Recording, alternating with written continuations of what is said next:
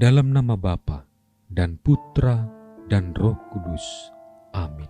Allah Bapa kami, sabda-Mu adalah pelita, penuntun langkah kami, dan obor penyuluh jalan kami. Kami ingin membaca dan merenungkan sabda-Mu. Bersabdalah ya Tuhan, hamba-Mu mendengarkan. Penuhilah hati kami dengan sabda-Mu, sebab sabda-Mu adalah kebenaran. Bersihkanlah pikiran kami dari keinginan yang menyesatkan. Bukalah diri kami agar dapat mendengarkan sabda-Mu. Amin.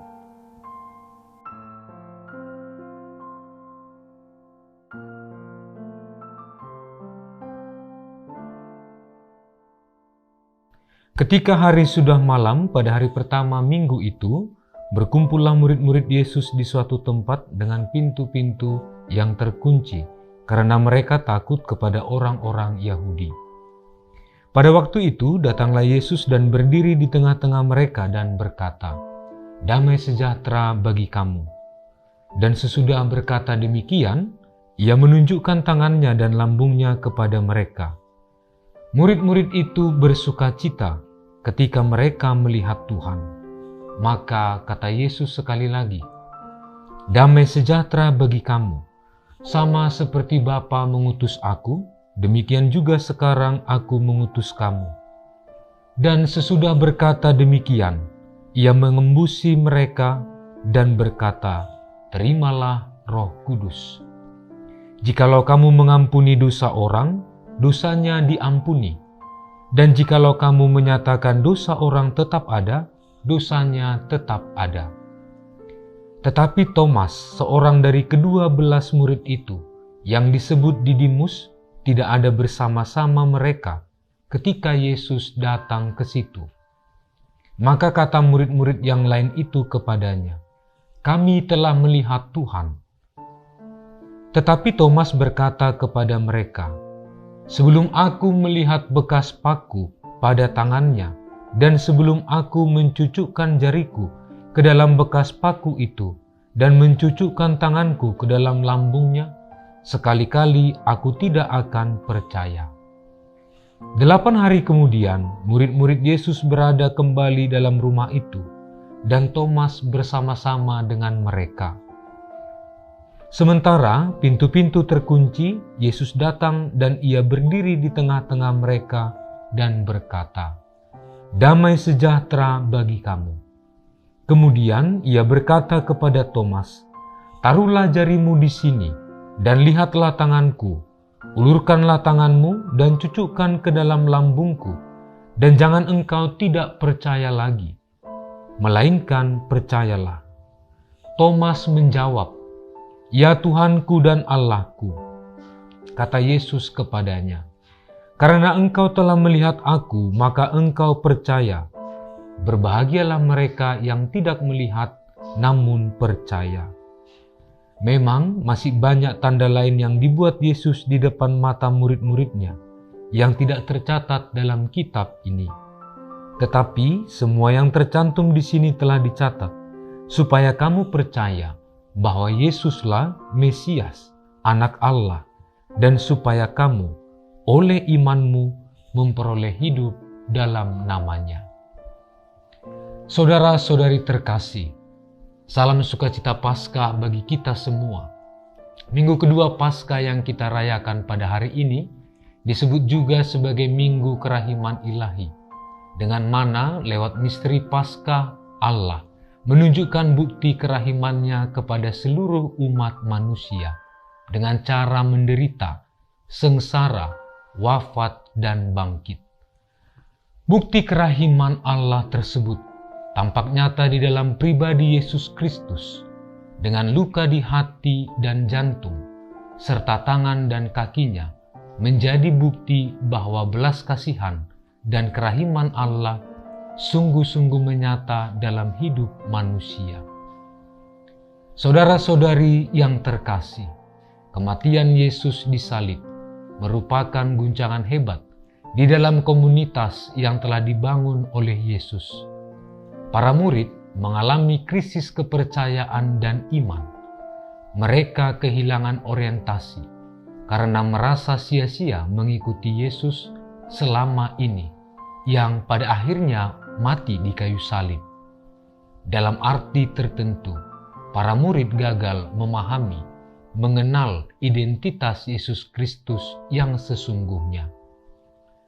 Kubur kosong tidak cukup sebagai bukti untuk membuat para murid percaya bahwa Yesus sungguh telah bangkit. Maka selanjutnya, misi Yesus setelah kebangkitan ialah pergi mencari dan menjumpai murid-muridnya yang sedang mengalami krisis identitas. Saudara-saudari terkasih, Yesus sebagai guru tentu sangat mengenal situasi hati para muridnya yang pada saat itu dilanda ketakutan dan kegalauan. Ia hadir memberi kelegaan kepada para pengikutnya, menyapa mereka dengan kata Salom, memberi mereka daya damai sejahtera.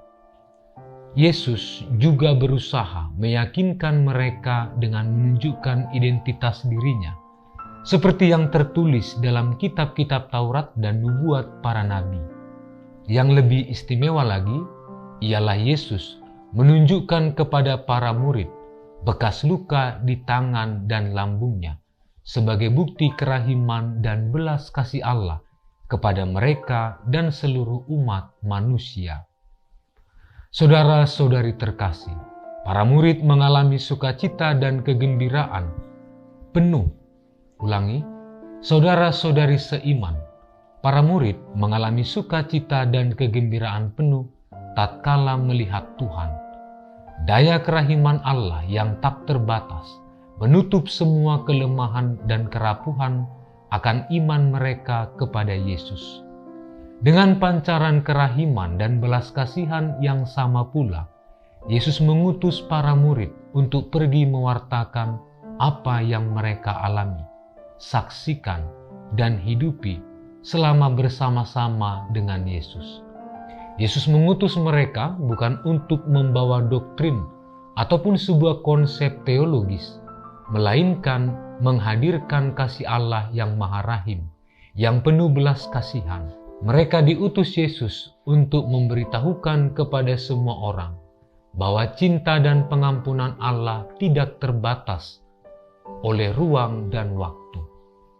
Para murid yang berkhianat, menyangkal, dan bahkan meninggalkan Yesus ditegur dan disadarkan kembali oleh Yesus, bukan dengan hukuman dan amarah, melainkan dengan kasih, pengampunan, dan kerahiman Allah.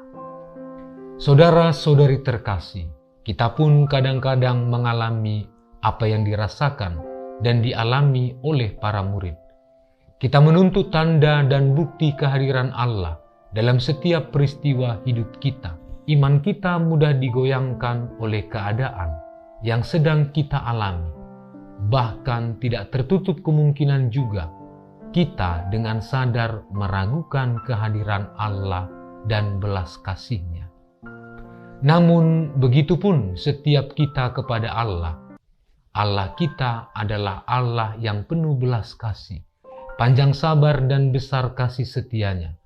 Penyangkalan dan keberdosaan yang kita perbuat di hadapan-Nya tidak membuat kita terhalang untuk menerima kerahiman-Nya.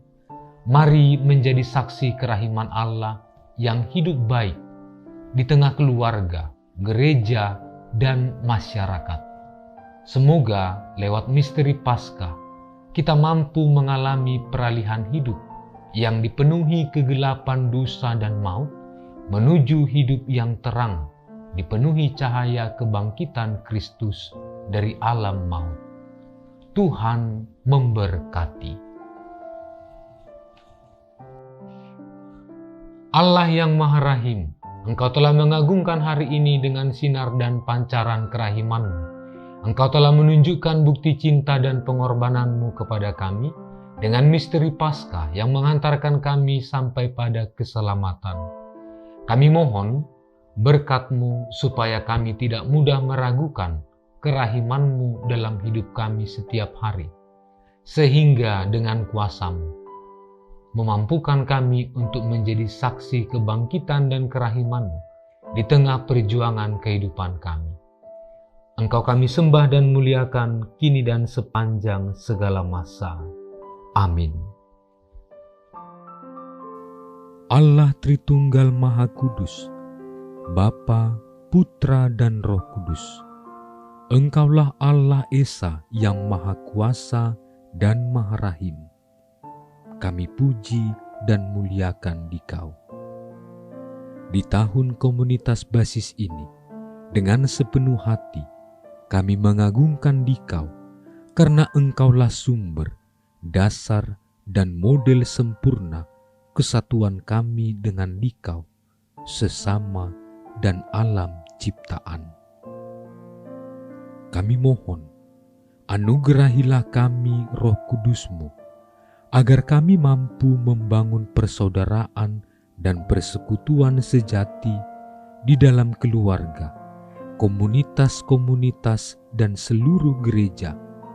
Dengannya kami menjadi tanda kesatuan dan kehadiran-Mu di dunia ini. Bunda Maria, Bunda yang berbelas kasih, doakanlah kami anak-anak-Mu, agar hidup rukun dan bersatu seperti keluarga kudus di Nazaret, dengan pengantaraan Kristus Tuhan kami. Amin. Dalam nama Bapa dan Putra dan Roh Kudus. Amin.